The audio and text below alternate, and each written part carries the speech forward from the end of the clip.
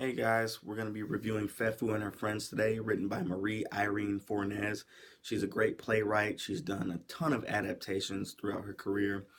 This play is very unique. It follows Fefu and a group of her friends that she invites over.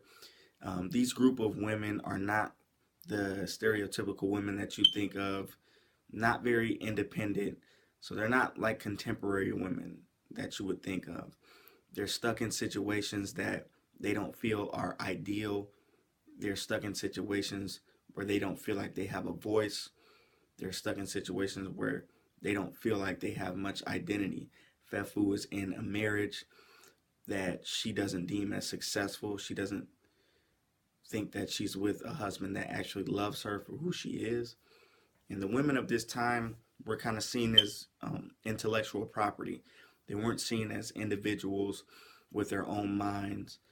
And a lot of women sought to shatter that mold or break that mold, but felt stuck in the confines of society and stuck in situational boxes. This play follows a group of women who are stuck, to say the least. Fefu seeks to shatter the mold and break the mold. She voices her opinion that women also don't stick together. She voices her opinion that she envies men and the trust and the bonds that they have with one another.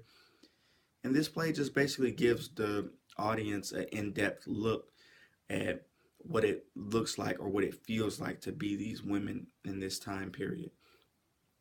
The outcome of the story kind of ends with a pivotal character in Julia, who is a crippled. She's ostracized. She's not like most of the other women.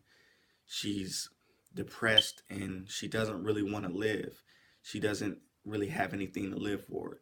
She doesn't feel like her life is going to make any leaps or bounds in a positive direction. And the play ultimately ends with her death and a symbolic killing of a rabbit by the character Fefu, who is supposed to be an environmentalist, someone who loves animals and doesn't like hunting. But the part that the part that resonated with me the most with this play is that the writer did a great job at writing these scenes in a way that forces the audience to come up with their own adaptation or put the pieces together of the puzzle. So the outcome of the story and the message of the story doesn't really stand on its own. It needs the audience to interpret it and connect the dots. There are a lot of situations in this play that kind of make you scratch your head and go, what? Because they're not really realistic.